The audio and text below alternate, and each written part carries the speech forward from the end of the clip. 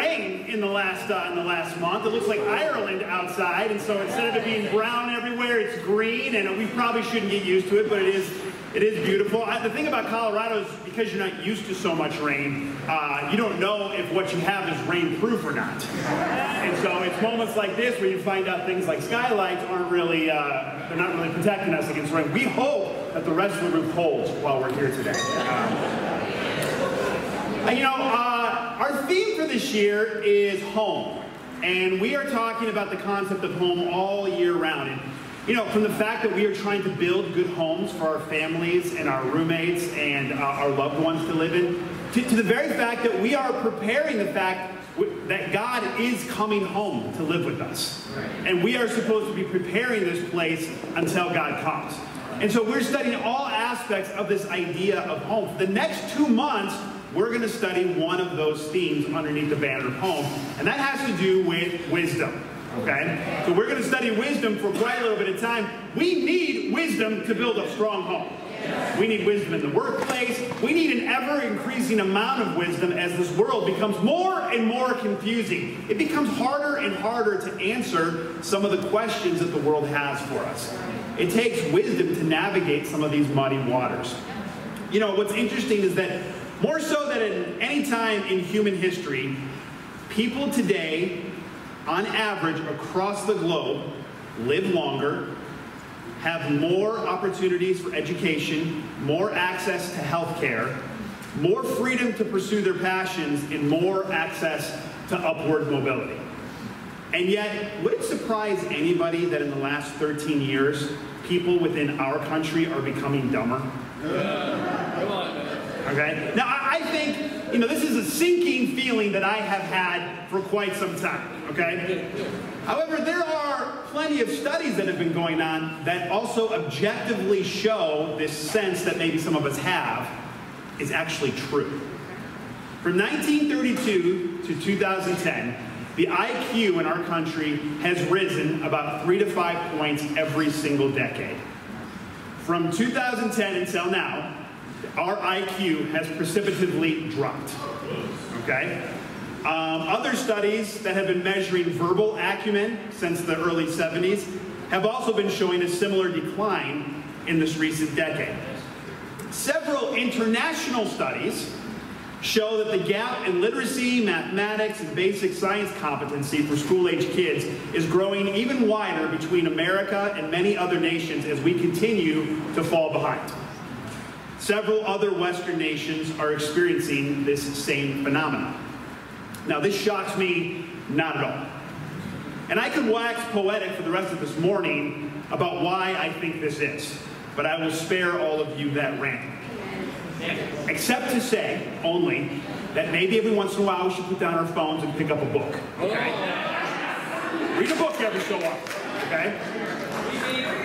But the reason I begin our morning with these awful statistics is not to discourage you. I don't think that you personally are getting dumber, although statistics will tell us that some of us are, okay? But because it has everything to do with our topic over the next 2 months, which is wisdom. In the last 5 years or so, I have become absolutely passionate about this biblical concept of wisdom. I think that this topic can also illuminate why it is that evidence is pointing to the fact of our growing stupidity as a people. There's an island I used to go to up in Lake Superior. It's in the middle of Lake Superior, close to Canada. It's called Isle Royal. The entire island is 45 miles long and 11 miles wide. It's the largest island in the largest freshwater lake in this hemisphere of the world. The entire island is a national park. All right, so there's no private property on the island. The entire thing is a national park. It's the least visited, most revisited national park in the country. Now, every 75 years, Lake Superior freezes over. Okay, Lake Superior is a huge body of water. It's not easy to freeze over, but every 75 years it does. All right, it actually froze over 5 years ago. All right, kind of followed that cycle. Before 5 years ago, all right, so that would have been like the 30s, I believe, 30s or 40s. The lake froze over, and a bunch of moose and one wolf pack crossed over the lake and got stranded on this island. Okay? In that time, those few moose have expanded to over 800 moose on the island, all right? And that one wolf pack has become 3 wolf packs, okay? Now, when you get to this island, if you're planning to go backpacking, you have to go through a little bit of an orientation with some park rangers because there are so many moose, and moose can be dangerous. So one of the things they tell you is that the moose on Isle Royale are especially stupid, okay? Moose in general are not terribly intelligent, but the ones in Isle Royale are especially dumb, okay? As a matter of fact, they say that if you come across a moose, you know, you need to keep your distance, but if they start to act aggressive, all you have to do is hide behind a tree. All right? In the 1 second that you hide behind a tree, the moose will forget that you ever existed. All right? You will be erased from its memory. As a matter of fact, if you go behind a tree for 1 second, and then you pop back out 3 seconds later, the moose will be shocked. The moose will be like, where did you come from? All right? So the moose are really, really stupid, and there's a reason why they're very stupid. They have very limited predators on the island. Like I said, there are some wolf packs. Food is so plentiful, they don't have to worry about it whatsoever. They can eat without thinking, and they can live without much threat of predation. And for that reason, they have grown very, very dumb. It's interesting that certain levels of adversity and suffering are necessary for developing aptitude, innovation, and strength. These are not necessarily innate qualities in the same vein as intelligence. All right? We know that people are born with different levels of intelligence, and that can change over the course of lifetime, but something like intelligence is oftentimes innate, whereas things like creativity or innovation or transformation, those are not innate qualities. Those are more learned qualities. They are something that's gained through curiosity, something that's gained through experience, and through learning because of failure and because of adversity. Unfortunately, I think that many people, if not most people, squander their suffering and adversity in our present social environment. They do not use their suffering as a kind of payment to become wise. And through that wisdom, gain more and riches. Proverbs 3, verse 13. We're going to be spending most of the day in Proverbs.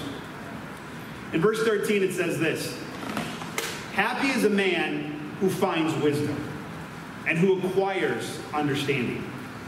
For she," when they say she, they mean wisdom, "for she is more profitable than silver, and her revenue is better than gold. She is more precious than jewels. Nothing you desire can equal her. Long life is in her right hand. In her left, riches and honor. Her ways are pleasant, and all her paths peaceful. She is a tree of life to those who embrace her, and those who hold on to her are happy. Wisdom gains a man or woman anything wealth or power can give you, and more. And yet so many people throw away their life experiences that could have bought them wisdom. Instead, many people hold on to their suffering and pain and use it as justification to be petty, to be mean, to be lazy, and to be selfish. It is the folly of the fat moose living on an island of plenty without adversity, thus growing more stupid by the year. Though we may live in a world with more wealth and more health and more access to both for every person alive than ever in human history, we will never live in a world where hardship, where injustice and suffering are vanquished. Instead, all that money and all that freedom will turn the adversities of life into a reason to complain and rage rather than transforming a person into something stronger, something wiser. You know, yesterday I was reading a psalm during my quiet time, and as I was reading this psalm, it hit me like a thunderbolt to the meaning behind what I was reading. And I don't know if you've ever done that before. Maybe you've listened to a song on the radio and the song just so acutely described the mood that you were in, you almost just have to pull over. And as I was reading the psalm, that's what I felt reading this particular psalm. It was a verse that had such clarion truth, it was piercing. I literally just stopped and thought about this for a little while.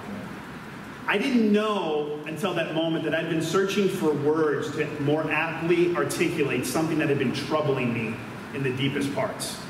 Psalm 73, I'll let you turn there real quick. Psalm 73, 21 through 22. This is actually a long psalm. This is just one stanza in the middle of the psalm. I'm going to be reading the Christian Standard Bible version of this. But in verse 21, it says this: "When I became embittered, and my innermost being was wounded, I was stupid and didn't understand. I was an unthinking animal towards you." I'm just going to read it one more time. "When I became embittered and my innermost being was wounded, I was stupid and I didn't understand. I was an unthinking animal towards you." Now, this is the psalmist addressing God. It's a lyric that describes a particular kind of human folly that happens over and over and over again in life. Something happens to us. Something out of our control. Something happens to us. Something unfair. Something injures us, whether it was intended or not. And that injury stands without recompense, without restitution, without explanation, or without an apology. And that injury turns into an inner wound, something inside of us. And that wound is a rich soil for bitterness. And in turn, such wounds and bitterness make us unthinking and make us stupid, like an animal. Those 4 little lines describe almost every cycle of human violence that has ever occurred. Any wound not wholly forgiven is the birthplace for savagery. That little stanza explains why God commands us to forgive and how we know whether or not we have forgiven. Because any remnant of bitterness is enough to start the cycle of human violence and aggression once again. The wisdom of that psalm explains to us what happens when we do not turn our pain into wisdom, but instead allow our pain to make us stupid. I've watched over and over again as Christians dismiss their anger as a kind of righteous indignation, when in reality it is nothing more than what this verse describes: the total degradation that bitterness brings when wounds are not forgiven. The person that can accept what I'm saying, what the Bible is teaching, will become wise. Amen. The person that is deaf to this or unyielding is destined to become a fool and a villain. Therein lies the whole catch with God's will, with God's words, with his written account of what he wants. The wise will understand and the foolish will not. Isn't that something? Yeah. If you're wise, you get it. If you're foolish, you don't get it. The pursuit of wisdom is something, like I said, it's something I've become so passionate about, because to me, it lies at the heart of why people are content in this world and why people are not content in this world. Why some people volunteer to do good and to be generous, and while others choose to be selfish and miserly. There have been times and cultures in human history where wisdom was the highest virtue a person could attain to. Like where if you were wise, that's being important. If you were considered wise, then you were important. It was a distinction that marked you as significant in the world in which you lived. Only the wise would be allowed to possess important roles in a given community. Like, people had to think that you were wise in order to do anything important. And wisdom wasn't something you could fake. Because wisdom showed itself through the fruit of your life, which you could not hide. Your life was a reflection of whether or not you were wise. Wisdom meant that your family was in order, that your finances were in order, that you were respected where you worked. People liked being around you. And if those things were true, if those things were not true, then nobody would think you were wise.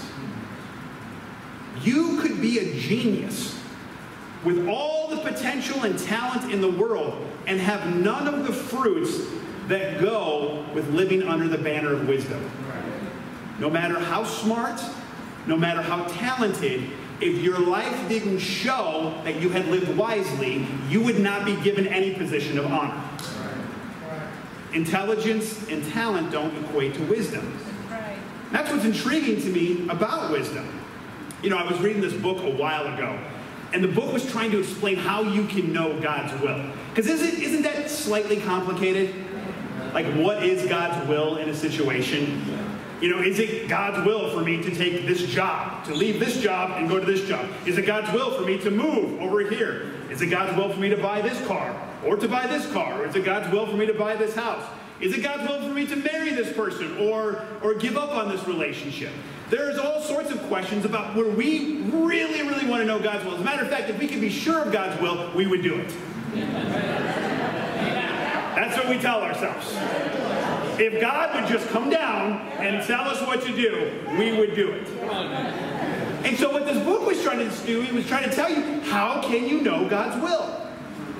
Well, the conclusion of the book essentially said that God's will isn't something that's set for every person. It's not like, this is the path this is the right path. You have to do this and this to get on the right path. This is the wrong path. This decision means you're on the wrong path. This decision means you're on the right path. So many times we're faced with decisions where there is no right or wrong. It's not a matter of that. Like, you can be sure that if you're thinking of murdering someone, that's definitely the wrong path. But very few choices in life are so clear. It's filled with black and white. I mean, with gray. And then we also think if God would just give us special revelation. That's what I need. I need a dream. I need a vision. I need God's voice. And the book was saying, actually, that's not what the Bible is teaching, to know God's will. The best way to understand God's will is to become wise. Yeah. Wise people can discern the vagaries of God's will in nuanced situations. The best way to know what you are doing in life and what pleases God is to be wise and is to become wise. The best way for God to bless you in your life is to become wise. The path towards happiness is wisdom. The path towards learning to be secure and not insecure is to become wise. Confidence comes when you are wise.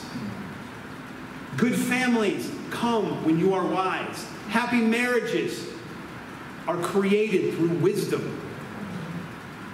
But I guess that wisdom can seem like an elusive concept for people at a time. Like, what does wisdom actually mean? I think for a lot of people it's like, well, I'll be wise when I get old. No. And let me tell you this, having dealt with a lot of different ages, being a minister for the last 25 years, I have found that wisdom is no more blessed in older people as it is in younger people. I have found that foolishness is just as contagious, no matter your age. But it has seemed for a long time like wisdom was a consolation for, like, being old. Almost like, hey, I know you can't do much anymore. But at least people think you're wise. I think we have to see wisdom in some different light. Wisdom, to me, is not boring. It's more like a prize that is hard won. It's something you fight for and achieve. It's like a key that unlocks the most important doors. Only a select few achieve wisdom. Not because they were special, but because they cared. Go ahead and open your Bibles to Proverbs chapter 8.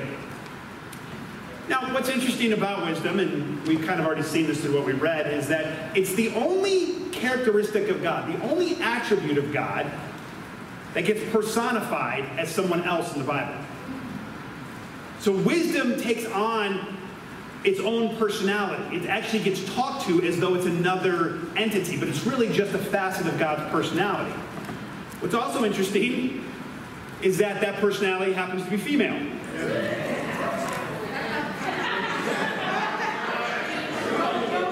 That doesn't bode for us. That doesn't bode well for us, man. The Bible says that wisdom is female. Proverbs chapter 8 alludes to this in verse 4.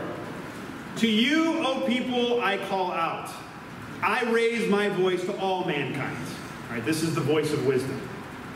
You who are simple, gain prudence. You who are foolish, set your hearts on it. Literally what wisdom is saying is, if you're foolish, you need to think about that.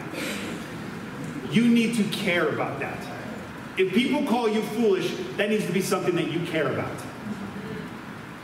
Listen, for I have trustworthy things to say. I open my lips to speak what is right.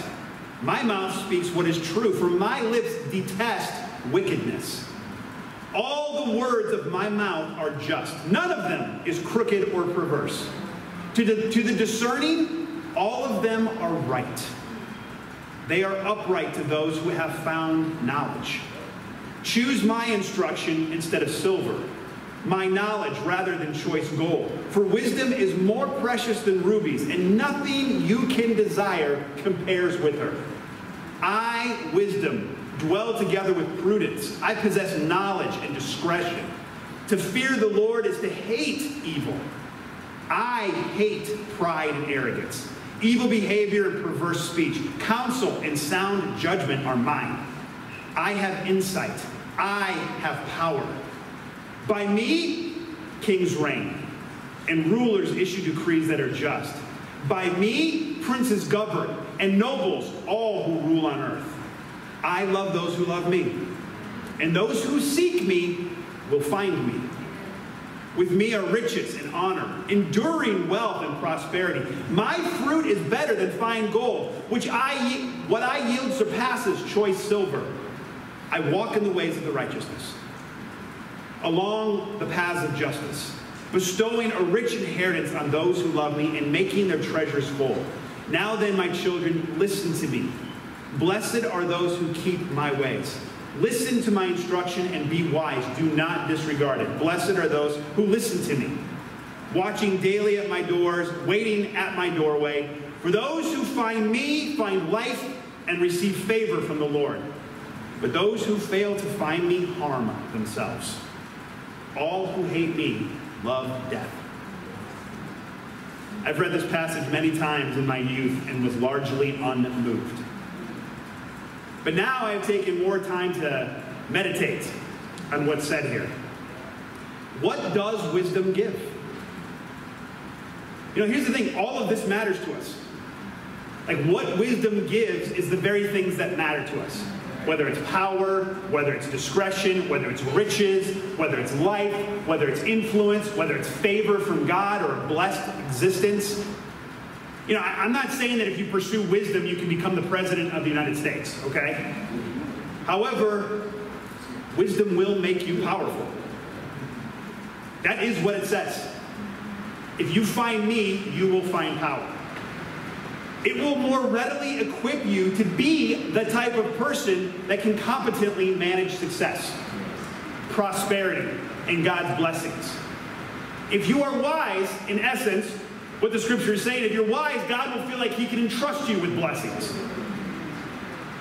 God does not like giving riches away to fools. He delights to give it to wise people because they will handle those blessings well. The rest of Scripture seems to prove all of this out. And the most exciting thing is that anybody can become wise. If you're an idiot, you can become wise. You don't have to be naturally wired for it. You don't have to go to college. You don't have to be smart or have great intelligence to be wise. Some people distinguish intelligence and wisdom like this. Intelligence is the capacity and rate at which one can comprehend, store, and attain information. Wisdom is the successful application of that information towards some end. Some people have called wisdom intelligence with a soul. In some small measure, I've tried to demonstrate the value and the richness of wisdom. By the end of the next 2 months, I want us to desire to be wise. I want us to think about it in our free time. I want it to be something that we desire to pursue in the same way that we desire to pursue anything in life. All right, but there is an alternative to wisdom, which should also motivate us. Because the alternative to wisdom is folly. It is living your life as a fool. Being foolish for a moment is one kind of problem, but it's one that we all suffer from time to time. All right, I'm a fool multiple times a day. All right, that doesn't necessarily make me a fool. Being foolish for a moment is just a specific kind of problem, but there is a type of fool that lives like a fool. And there's little hope for you if you've decided to become a fool through your actions and through your resistance to learning wisdom.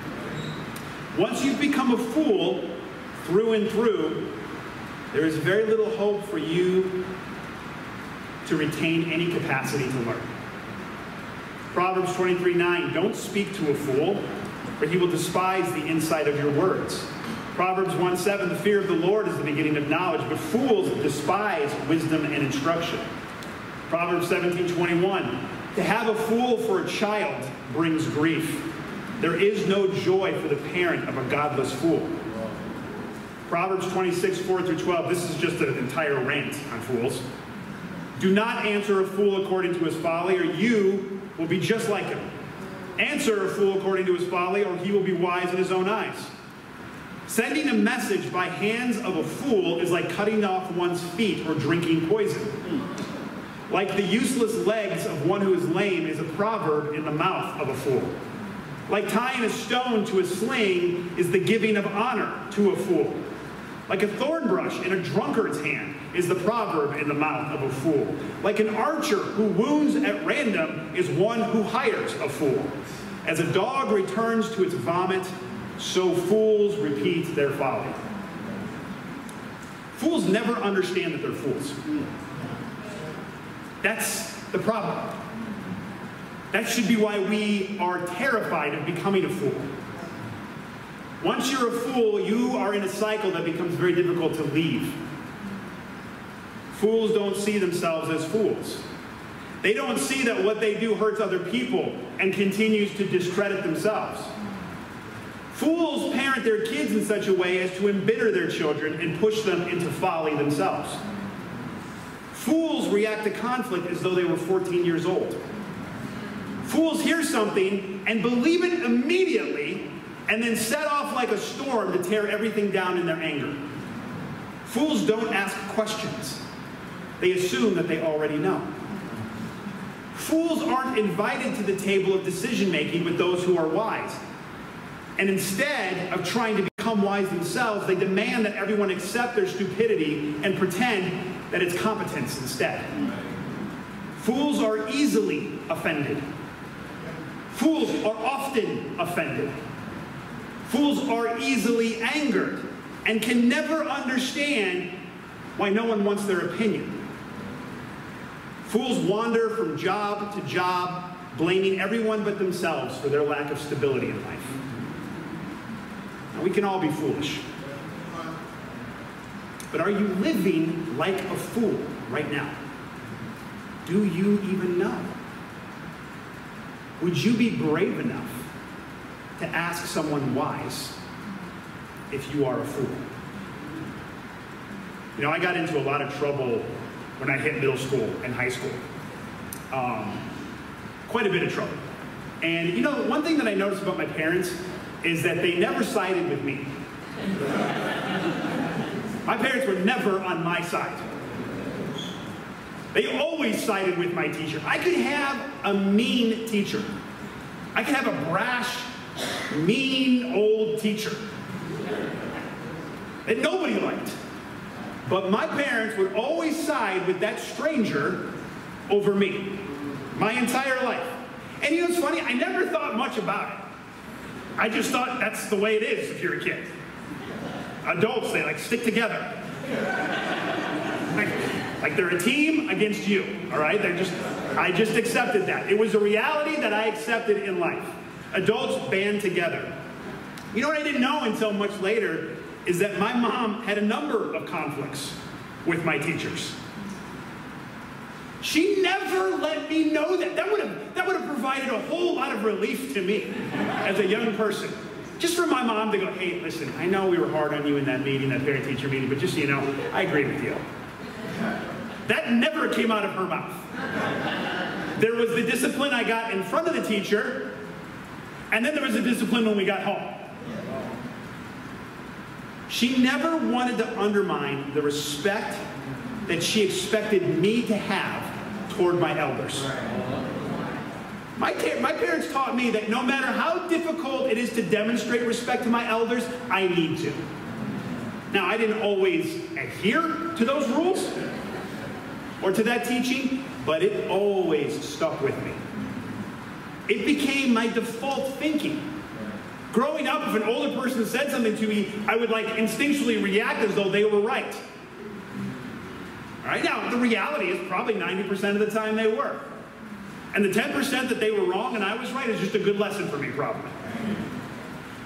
I didn't realize until later in life, when I started going to college, when I left the home, when I started working on my own, how much that wisdom would serve me in life as I developed a tapestry of relationships with every boss, with every supervisor, with every professor I've almost ever had. The wisdom of that discipline as a young boy has paid me back time and time again as a grown man. This is the thing with wisdom.